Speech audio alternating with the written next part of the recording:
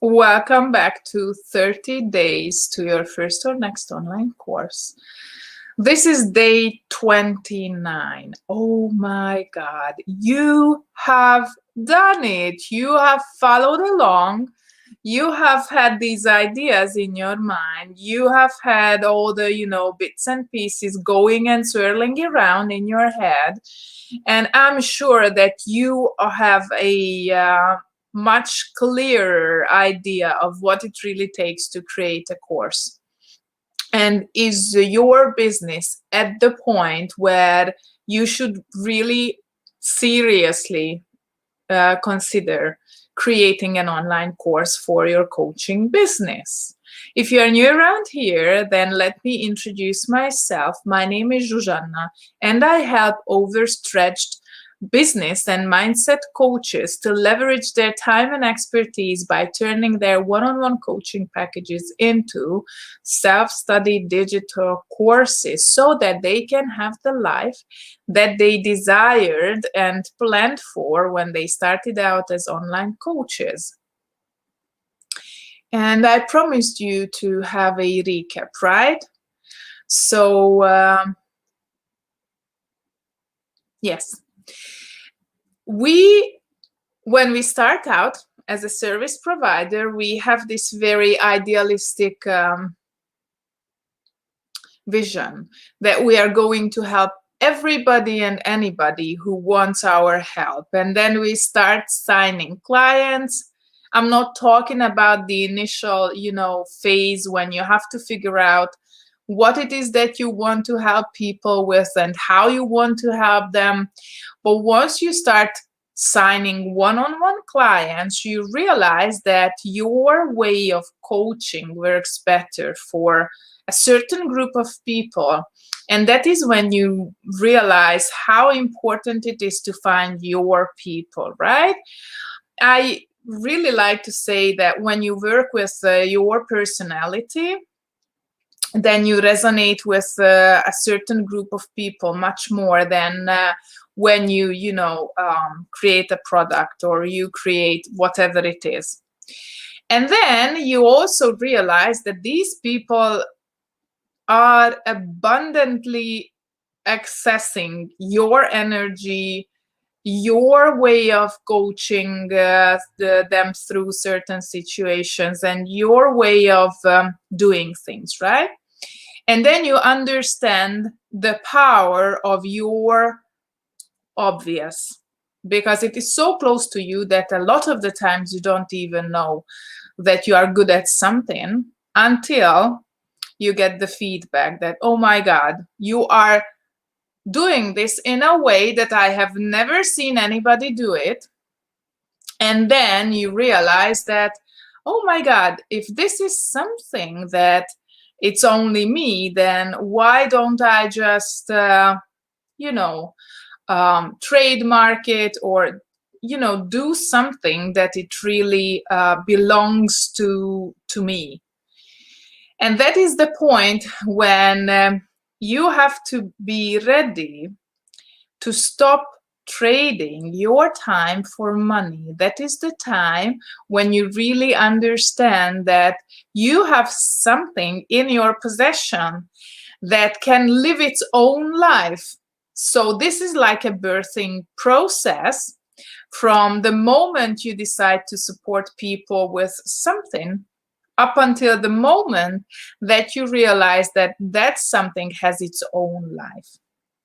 And once that something has its own life, it would be just too selfish from you to keep it to yourself. So this is the time for you to create a self-study course, because you are ready to distill your framework into, your process into a framework that is going to help as many people as possible who resonate with the message that you create to sell that framework, right? So it is not going to be anymore. It is not going to be an inherent piece of your identity. It's going to become its own. It starts to belong to itself, right? So it's something like, having a baby and then raising the baby and then letting the baby go. Most definitely, that baby will share some of the values with you that you have. That baby is going to have a lot of similarities to your personal, views on the world, but it's going to have different ones. And that is why it is important for you to be able to adapt new beliefs, to adapt new ways of doing things. Because once your methodology starts to live its own life, it's better if you let it live its own life, right? So this was the topic of the first week, how we can be sure that we are ready to create a framework that is going to sell on its own and live on its own. And because we are in it to not just to come from a place of service, but also to build something that is repeatable and scalable, because that's what business is. It is a step closer to you to realize that you are going to have challenges all along the way. Each new season of your business is going to bring a different set of challenges that either you willingly tackle and you try and experiment with different ways to solve it, or you get stuck in that season and you are going to just spin the wheels round and round, right? So the hamster wheel, and then you are not going to be able to fulfill the vision that you have set out for, right?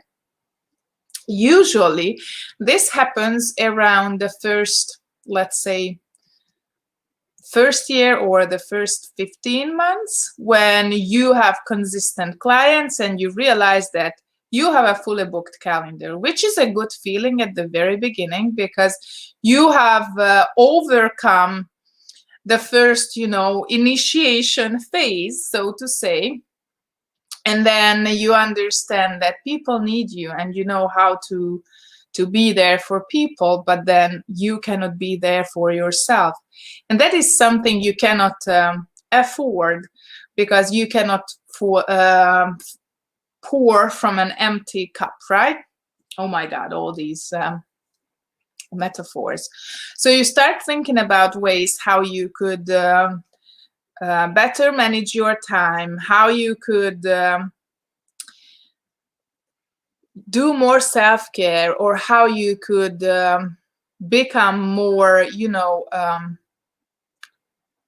accessible and yet less accessible at the same time. So this is when I usually suggest you start and do and take an inventory of what you have had already in your business. And if you look at your business operations, if you look at your documentation, your SOPs, like standard operating procedures, that means how you generate leads, how you create an offer, and what it is that sells your offer, your messaging and your branding, then you understand that you have a lot of the things already available for you in your business without you having to really put consideration into it. Because there is nothing more saddening for me than to see, let's say, an online business coach who specializes in productivity wanting to create a course on how to get started online. Just because it is the latest hype, you don't have to hop on that bandwagon, because it's not going to build you an integral part for your ideal client's journey. And the self-study course is something that is best to be created with the intention of choosing one of the legs of your client's journey in order for them to go through the journey alone, and you not having to be there for them in a coaching kind of container, right? Which means like weekly calls or unlimited Voxer support, or all the jazz that comes with a coaching. And once you understand where is the leg of the journey that you could, automate, where is that bit of, wiggle room for you to have the specifics and the outcomes and the deliverables nailed down so well that it works like a charm, no matter who the client is, then it's high time for you to look at it more, in more depth, because that is your chance to create your course. And I'm sure that you have client training recordings or all sorts of materials that you have already created for your clients, from onboarding to bonuses to social media posts that promoted that specific offer that you can use for your course. And once you are at that point, then you start being, itchy about what technology to use, because you had to learn to use like any scheduler for your business, or you had to learn to use Canva, or to send contracts, and to create, visuals for social media, maybe edit some videos for training for your clients, or at least to record them.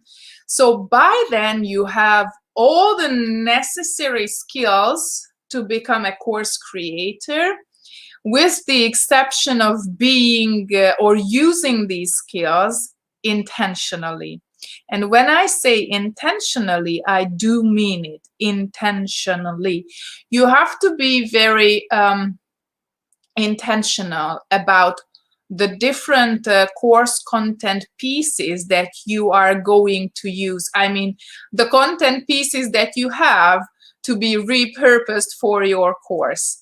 And so technology is a kind of legit objection, we can say, but it's only because you don't know better, right? You cannot really imagine how you could create a learning environment for your students so that they would come and learn and have the same transformation as with your coaching. And that is the time when you should consider joining Course Launch Accelerator, because it teaches you the 3 distinct phases of online course creation.